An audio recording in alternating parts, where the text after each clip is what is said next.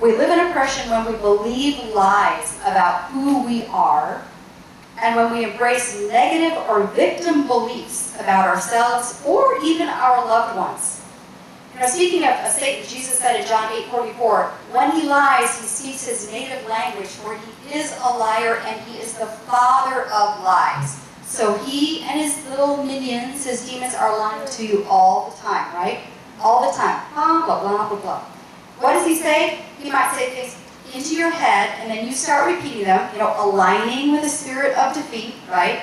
Agreeing with the spirit of defeat. He might say things like, and then you say things like, I can't be joyful because of the way my husband is acting. I can't be joyful because of this child and how they're behaving. I can't be joyful. I can't be joyful because my husband looked at pornography the other day. I can't be joyful. I can't be joyful because my child is being disobedient. I can't be joyful. And you're agreeing with the spirit of defeat. Like, I can't be joyful. I can't.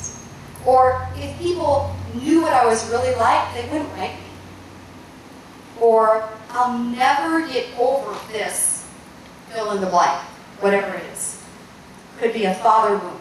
Could be sexual abuse when you were younger. Could be maybe your husband cheated on you. Whatever the thing is, I'll never get over this. Is that defeatist language or what? Yeah. I'll never get over this. And yet, how many times have I said that? How many times have you said that? In your head, maybe not out loud, but I'll never get over this. Or, God can't use someone like me. I'm too messed up. I've made too many mistakes. Or, I guess my life will always suck. I mean, you know, we say things like this in our head. Or, no one could really love me for who I am. My husband will never change. I guess I'll always have this problem. I'll never be healed sexually, physically, mentally, emotionally. These things that we tell ourselves. Or just like, I'm clumsy. I'm stupid. I'm ugly. You know, the things that we tell ourselves. I am disorganized. Whatever. But when we tell ourselves these things, are we aligning with the words of Jesus? Or are we aligning with the words of the enemy, who wants to keep us bound up in defeat and entrenched in this way of thinking, right?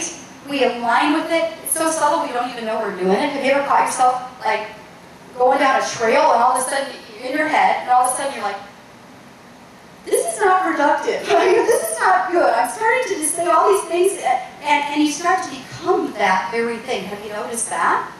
Whatever you agree with in your head, you become that. It's like they say, you are what you eat. Well, you are what you think. And so when you tell yourself in your head, I'm clumsy, do you think you're going to be tripping over things? Yes, you are.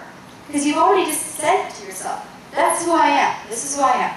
When you say, I'm ugly, that's not from God. Do you think that's from God? I don't think that's from God. I think that's from the enemy. You might have had a serious father wound, and then you say something in your head about that, like, I'm unlovable, or whatever the thing is, and then you become that. Because as a man thinketh, there he goes, right? I mean, you just become that thing. So critical that we catch our belief system. So how do we break free? We break free from oppression and live victoriously when we, and I believe God just gave me these words, when we cloak ourselves every day with our true identity as God's precious daughter, our true identity as God's precious daughter, completely freed from shame, and who has God's mighty power and joy and love living inside of us. That's what we break free. And I believe these words that God gave me, that you cloak yourself, we cloak ourselves every day with our true identity. I don't think that's an accident that He just planted that phrase in my mind, because when you cloak yourself, first of all, you're like completely enveloped, but you have to put it on. My clothes, as much as I'd like them to just jump on me, it just doesn't happen.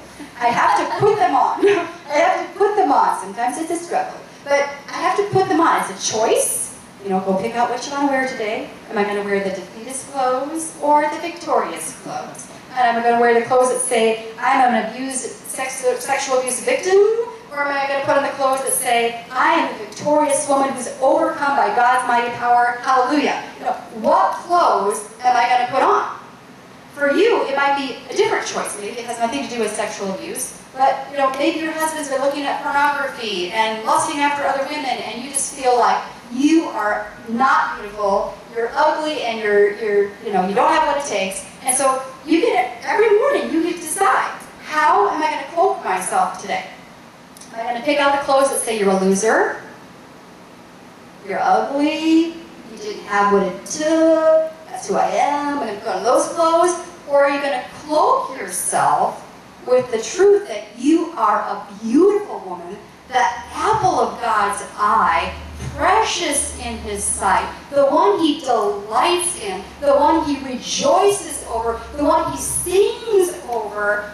Are you going to cloak yourself with that? Oh my goodness, I'm getting chills. Because that is our true identity, right? That is your true identity. But you get to choose every morning.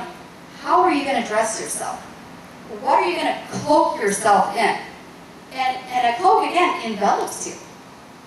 It envelops you. So when you choose that cloak that's shame-based, negative, defeatist, it envelops you. You are totally covered in that thing, right? So maybe it's time to pick a different cloak. Okay, so what does God say about your true identity? I just have to tell you. I just have to tell you a few things. Ephesians 1:5 says, you are God's adopted child. He adopted you.